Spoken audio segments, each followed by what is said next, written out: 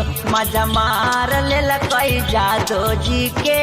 बेटवा गे माइयो तब फूलल जाता रोजो हमार पेटवा गे माइयो तब फूलल जाता रोजो हमार पेटवा गे माइयो तरु कलबा महीना वाला डेटवा गे माइयो तरु कल है महीना वाला डेटवा गे माइयो माजा हमार लेल कैया दबजी के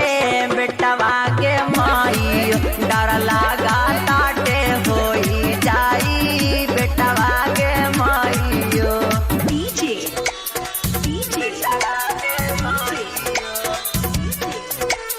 लाल बाबू लाल बाबू लाल बाबू लाल बाबू माजा हमार लेल कैया दबजी के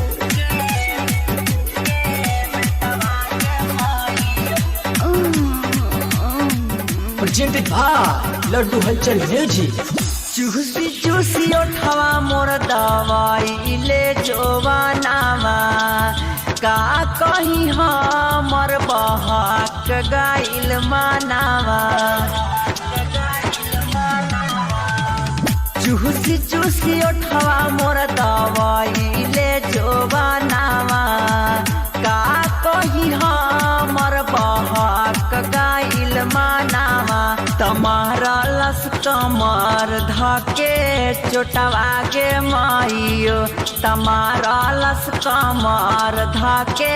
चोटवा गे माइयो तब फूलल जाता रोजो हमार पेटवा गे माइयो तब फूलल जाता रोजो हमार पेटवा गे माइयो डीजे डीजे डीजे लाल बाबू लाल बाबू समस्तीपुर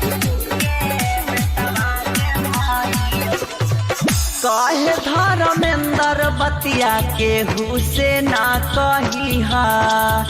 और छैला टिंकू से मिले नहीं जाई हा और मैंने कहे धर्मेंद्र बतिया के हुसे ना कही हा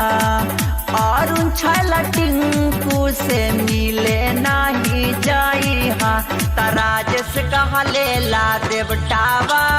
लेटवा के माइयो तमंटू कहा लेला देवटावा लेटवा के माइयो तब फूलल जाता रोजो हमार पेटवा के माइयो तब फूलल जाता रोजो हमार पेटवा के माइयो तरु कलबा महीना वाला डेटवा गे माइयो तरु कलबा महीना वाला डेटवा गे माइयो समझ मार लेल कई जादो जी के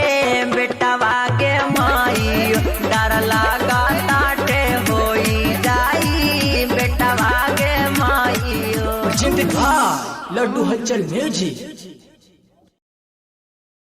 लाल बाबू लाल बाबू माजा हमार